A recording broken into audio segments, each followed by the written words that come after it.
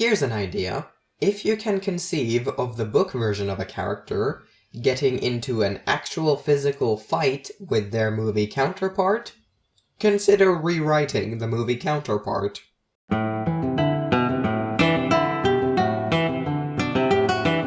So, let's talk about Aragorn. And also Arwen, because I can't really talk about one without the other. But this is mostly about Aragorn because there's just so much more material to work with there. Anyway, let's actually start with Arwen. Daughter of Elrond and Celebrian, granddaughter of Galadriel, Queen of Gondor, called the Evenstar. She's a bit of a nothing character in the books. She shows up in Rivendell, then she sends Aragorn some gifts with the Grey Company, and she shows up in the end to marry him. That's pretty much the extent of her role in the story. So I am wholly in favor of the fact that they made changes to give her more screen time. It's just, some of those changes are less than ideal. I love that they gave her Glorfindel's role in Fellowship, that it's she who brings Frodo to Rivendell instead of him, especially considering Glorfindel doesn't do anything after that. That's literally his entire role in the story. I also like that they had her personally give Aragorn a token before he went off on the quest. Less fond of that it was this thing and not the Elfstone, but I guess they couldn't have her give him the Elfstone, because that would clash with his movie characterization too much. More on that later.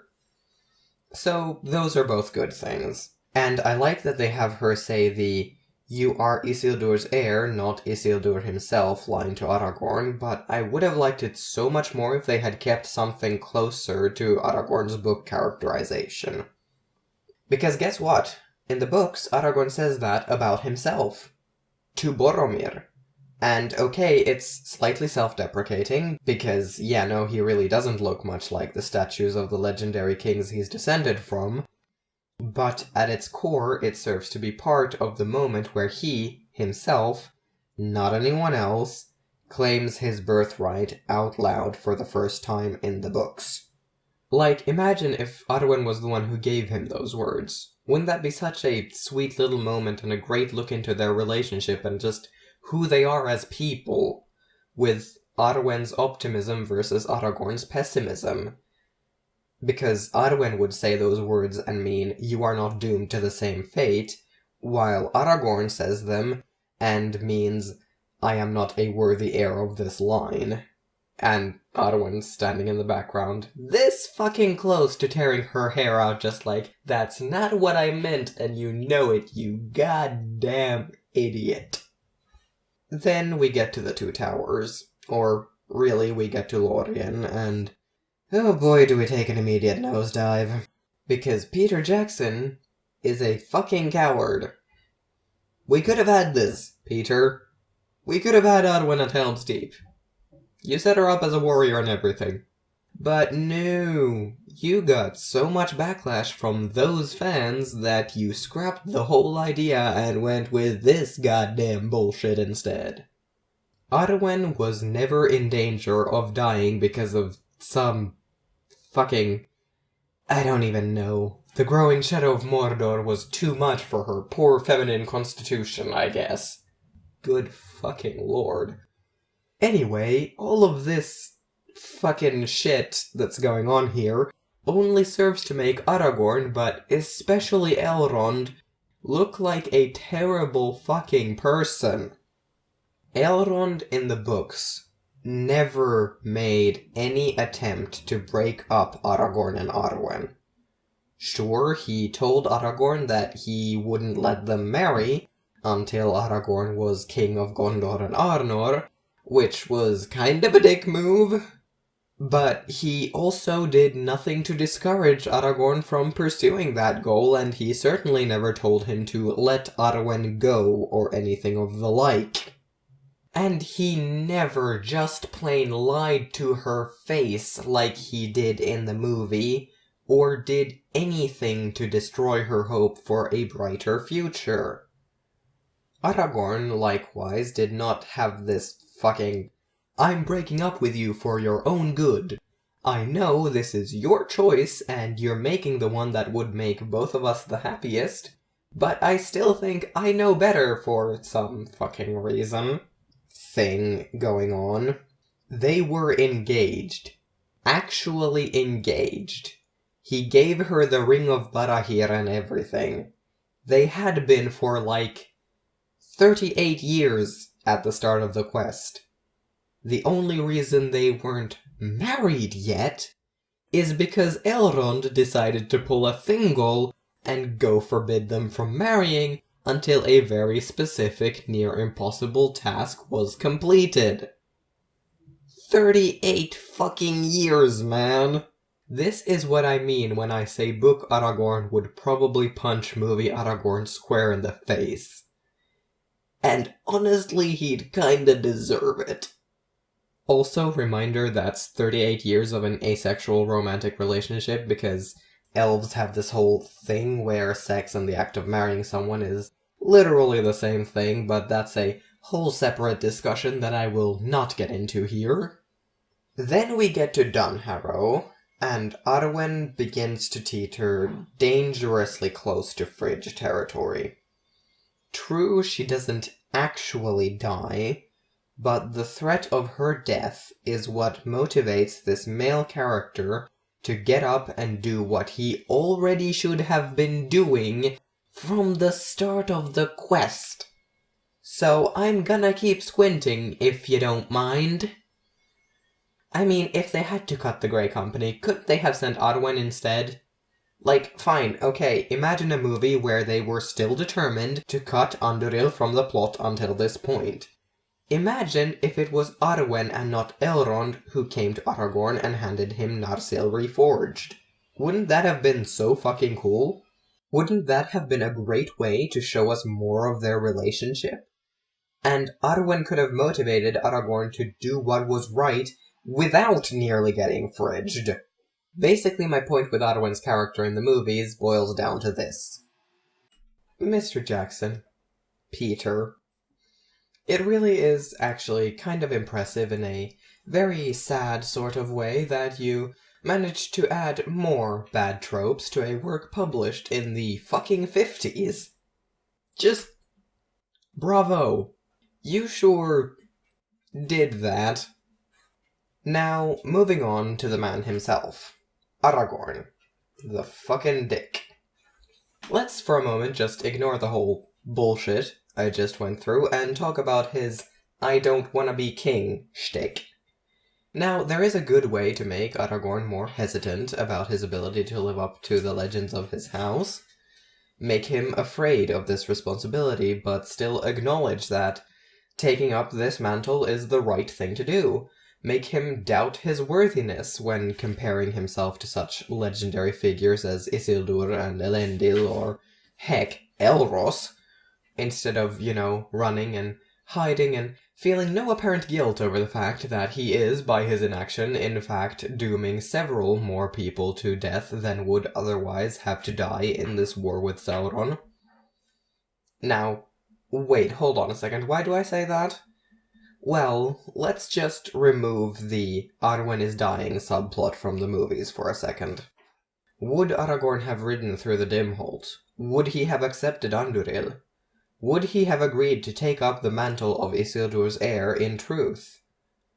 I honestly don't think so. Which is just... Jeez, my dude. Hundreds of thousands of your people, and they are your people, no matter how much you want to whine that you don't want that, could and are actively dying in this war, and what motivates you is one woman? I mean, what the hell? Better hope none of Gondor's citizens ever find out about this one, jeez. Now, if we further expand on this and acknowledge that the adventures of Aragorn, when he was using the name Thorongil, did indeed happen, which they have to have, considering Theoden recognizes him as a man who rode to war with Thengel, that means these are people who he's spent time among, who he's fought beside, whose fathers and grandfathers no doubt died beside him, and they mean nothing to him. He would just let them die. And I'm not gonna lie, that stings a bit. Also, we run into some just plain story problems, because Andúril is missing from the plot for so long. In the books, Andúril was reforged before the Fellowship left Rivendell. Aragorn stopped hiding who he was. He set out as Isildur's heir with the express purpose of going to Minas Tirith. I mean, he got a little bit sidetracked because of some unfortunate circumstances, but that was his end goal the entire time. Because we don't have Andúril, and he is very expressly not going around claiming to be Isildur's heir, well, the biggest problem for me becomes how the ever-living fuck is everyone else aware of him being Isildur's heir. Mostly the people of Rohan. And yes, I even mean the royals. I didn't notice this for so long because we, as an audience, know who Aragorn is, but there's really no reason for anyone in Rohan to know for sure. They may have their suspicions, they may guess rightly, but they wouldn't have any concrete proof to act upon those guesses. For all Theoden knows, Aragorn is just a descendant of Númenor. Long life is not unique to Isildur's line, it's the Dúnedain in general. Heck, Boromir's mom had Dúnedain heritage, and it's noted that her death, at age 38, was very early when you take that fact into consideration. Aragorn being old enough to have ridden to war with Thengel means nothing. He could be descended from a fucking librarian. And that's not even getting into how random Rohirrim extra number 3 over here knows to call what to him would look like nothing more than a ranger, my lord. That horse is half mad, my lord. There's nothing you can do. Leave him. Maybe it's because he is casually hanging out with the king, but whatever. I mean, Grima doesn't even recognize the Ring of Barahir. He just notes that, hey, that's a suspiciously fancy ring for a ranger to have, and mentions it to Saruman, who realizes what it is and what it means for Aragorn to have it. Which is like, if you're going to reject your line anyway, don't do it halfway. Movie Aragorn should be looking down, hiding himself from the Argonath, not drawing himself up proudly and claiming them as his kin. He should not be wearing the Ring of Barahir if he's not carrying the shards of Narsil. Are you seriously telling me that in this version of canon, Elrond went to young Estel and told him, "You are Aragorn, son of Arathorn, Isildur's heir and heir to the throne of Gondor. Here are the shards of Narsil and the Ring of Barahir," and Aragorn went, "Nah thanks, you can put the sword back on the plinth. I'll keep the ring though." Also, I guess the fact that he still has the Ring of Barahir here means he and Arwen never got engaged in Movieverse. Which, okay, fine, whatever. I don't care. I'm not upset. It's fine. This is fine. As a side note, they also yanked one of Theoden's most important character-establishing moments from him, so they could come up with a reason for why Grima would actually notice Aragorn's ring. In the books, Theoden actively gave Grima a chance to redeem himself. To redeem himself or take a horse and leave. He gave Grima mercy and a chance to change his ways, and Grima spit on the steps by his feet, and still he told his men to spare him. But nope, no, we can't have that. Grima needs to notice the Ring of Barahir, so Aragorn has to be the one to show him mercy, so Theoden has to be about to murder the guy. Fucking Christ. It's not until the confrontation with Saruman in Return of the fucking King that anyone calls Aragorn Isildur's heir within earshot of Theoden, and before that moment, Theoden has already called him My Lord Aragorn, which I don't remember perfectly right now, but I'm gonna be mad if that's a thing also in the books, because okay, fine, Éowyn, Éomer I could possibly accept, but not the crowned king of the Mark. The crowned king of the Mark should not be calling this man, who isn't even a prince, he's only the heir to a kingdom that has not had a king on its throne in hundreds of years, my lord anything. Getting back on track, there is literally only one thing I like, which came out of keeping Andúril out of the plot for so long, and that's Elrond and Aragorn quoting Gilraan's last words to Aragorn when Elrond gives him Andúril.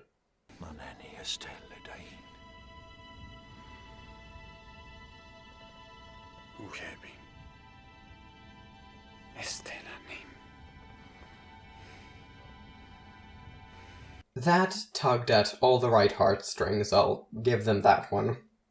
After that point, there's really not much I'd like to complain about, because that's where movie Aragorn's characterization starts to line up better with the books. I would like to question why Aragorn's king name in the movies is Elessar, though. Like, correct me if I'm wrong, but the only thing foretelling that in the movies is that Galadriel calls him that in Lorien, right?